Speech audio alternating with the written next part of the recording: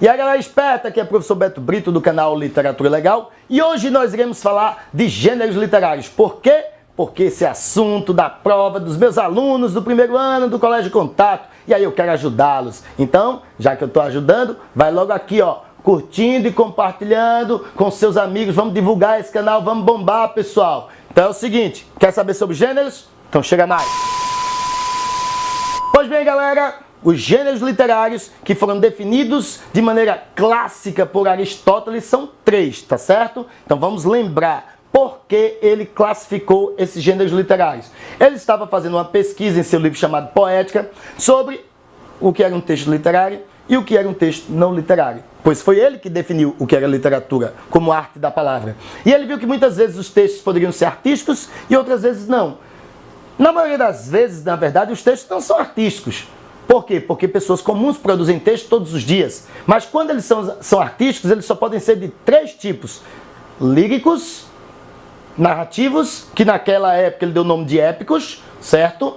E dramáticos. Claro que dentro de cada gênero desse tem vários subgêneros, tá certo? E aí então nós vamos comentar cada um deles aqui, tá certo? Primeiro, gênero lírico. Ganhou esse nome devido ao instrumento musical chamado lira. Ele percebeu que nos palácios havia recitais poéticos e essas poesias eram acompanhadas pelo som de uma lira.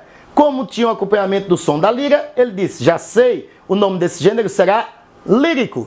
Quais as qualidades do gênero lírico? Lembre de 2 coisas. Para ser lírico, o texto tem que ter eu do autor, que é a mesma coisa que o lírico, e o que vem a ser isso, professor?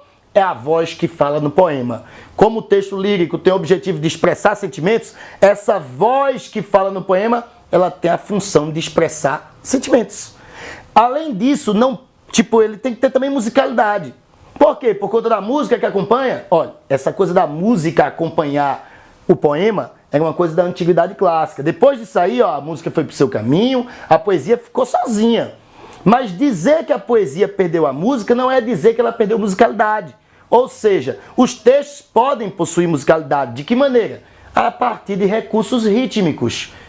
A rima, a métrica, uso de aliterações, assonâncias, ecos, anáforas, que são todos recursos sonoros, trazem ao texto musicalidade. Então, se o texto tem musicalidade e tem eu do autor, a soma dessas 2 coisas gera o gênero lírico. E quais são os principais exemplares do gênero lírico? O gênero lírico também é conhecido por muitas pessoas como gênero poemático. Por que poemático? Porque ele se reduz à produção em forma de poema. Mas é óbvio, né? Se o texto tem que ter musicalidade, sonoridade, ele tem que ser em forma de poema, porque é aí onde você pode colocar esses recursos sonoros. Aí, ó, são exemplos de gênero lírico.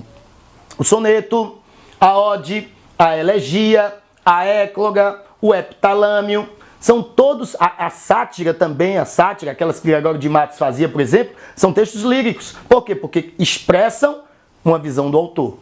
Então, esses textos são carregados de subjetivismo, porque representam a expressão de emoções do artista. Beleza? Esse é o gênero lírico. Mas além do lírico, também tem o narrativo.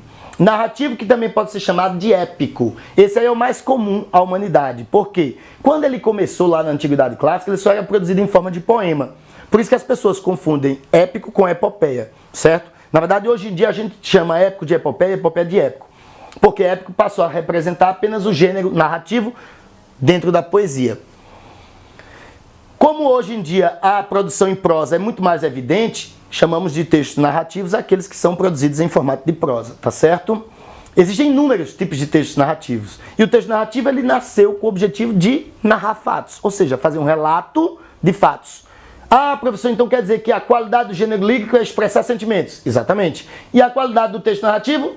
Narrar fatos, narrar um acontecimento. Essa narrativa de fatos, pessoal, precisa de uma figura.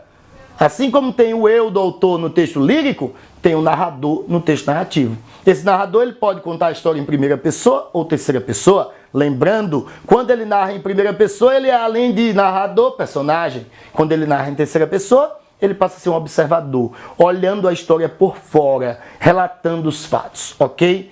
Vale salientar, muitos alunos confundem as coisas. Autor e narrador são figuras distintas, viu? Entendam, o autor é o criador, O narrador é uma criação, foi uma invenção do autor. A função desse narrador é simplesmente contar a história, ok? Quais são os tipos de textos narrativos? Em forma de poema, que é aquilo que chamamos de épico ou epopeia, só temos um, que é a epopeia, tá ligado? Ela se confunde, chamamos de épico, mas também pode ser chamado de epopeia. Como é uma epopeia? Uma epopeia é uma longa narrativa em forma de poema que conta fatos heróicos ligados a um povo. As mais famosas são Ilíada, Odisseia, Eneida, Os Lusíadas. Então são longos poemas que narram fatos heróicos ligados a um povo, tipo os Lusíadas. Fala do quê? Do povo luso, o povo português, a partir das viagens de Vasco da Gama. Esses tipos de textos foram muito produzidos no passado, até o século XVIII. Hoje em dia é muito mais comum termos textos narrativos ou textos épicos em forma de prosa. E aí então os mais comuns quais são? O conto, a crônica, a fábula, tem o apólogo. Muita gente mistura apólogo com fábula. Na verdade, todos os dois são textos muito fantasiosos, geralmente infantis. A fábula é aquela que tem personagens que são animais e no final tem uma moral da história. O apólogo também é infantil, só que os personagens são objetos falantes, tá ligado? Por isso tem muita fantasia. E no final também tem uma moral da história. Além da fábula, do apólogo, do conto, da crônica, nós temos a novela e principalmente o romance. O romance é o principal tipo de texto narrativo que existe. É um texto longo, com muitos personagens, muitos capítulos. É o texto mais complexo, porque como ele é muito longo e possui muitos capítulos, o autor pode inserir muitos personagens e também aprofundar no personagem central. O romance é o texto que foi composto por Machado de Assis, por Graciliano Ramos, que são os grandes romancistas do Brasil. Vidas Secas é um romance. Dom Casmurro é um romance. Memórias Póstumas de Brás Cubas é um romance. Capitães da Areia é um romance. Gabriela Cravo e Canela é um romance. Ou seja, os livros mais conhecidos da literatura brasileira. Agora, vale salientar. Muita gente pensa que romance é historinha de amor. E não é. Romance é longa narrativa em prosa. Ele pode tratar de qualquer tema. Agora, é bem verdade que os textos que são classificados como romances românticos, que são aqueles amorosos, foram os mais famosos da história da humanidade. Por isso mesmo que as pessoas ligam as palavras romance a amor, certo? Mas tem romance de terror, tem romance de aventura, tem romance de amor, tem romance policial, tem romance de tudo quanto é tema, ok? Tudo quanto é tema, beleza? O último gênero é o gênero dramático. E o gênero dramático, pessoal, é aquele que é feito para o teatro, ou seja, para a representação. Então ele não é feito para ser lido. Se você quer ler um texto, você lê um texto lírico ou um texto narrativo. O texto dramático é feito para ser encenado, então tem que ter um ator. Um texto técnico precisa ser trabalhado por um outro tipo de profissional. E o profissional é o ator, já que ele vai levar esse texto, que pode ser um roteiro ou uma peça, ao teatro, à TV ou ao cinema. Claro que quando ele foi inventado lá na Antiguidade Clássica, ele só servia ao teatro. Como ele é um texto técnico, ele tem uma série de elementos que são típicos desse texto, como, por exemplo, descrição do cenário, indicação de cena, como o ator deve atuar, a proposta de sonoplastia e, claro, uma divisão feita apenas em diálogos. Por quê? Porque quando você está lendo um texto narrativo ou um texto lírico, como é que esse diálogo é representado? Pelo travessão. Mas esse texto não é feito para você ler. O texto dramático é feito para o ator ler, decorar e passar para você como espectador. Então como é que ele decora? Com o nome do personagem antes de sua fala. Por isso que vai ser bem simples de você identificar um texto dramático. Pois antes da fala do personagem tem sempre o nome do personagem. Você viu isso, detectou. O texto é dramático, ok? Existem também variados tipos de textos dramáticos. Nós temos o auto e a farsa, que são tipos de textos dramáticos em forma de poema, bem comuns na Idade Média, certo? Autos e farsas foram muito produzidos por Gil Vicente no período humanista.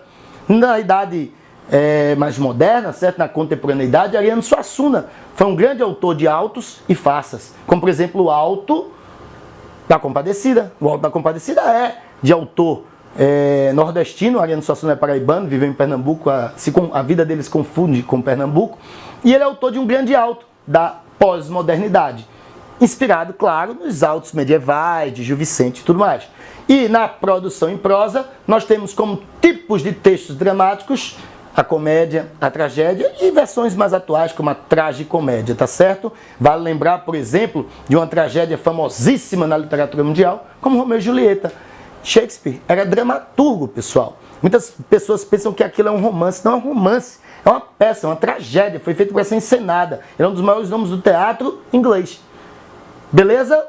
Entenderam? Então, ó, em forma de poema, auto e farsa, em forma de prosa, comédia e tragédia. Termino aqui nossa revisão sobre os gêneros literários. Espero que tenham gostado. Se gostaram, curta aqui, ó. Tá na hora de curtir, tá na hora de compartilhar e se inscreva no nosso canal. Indique nosso canal aos seus amigos. Beleza?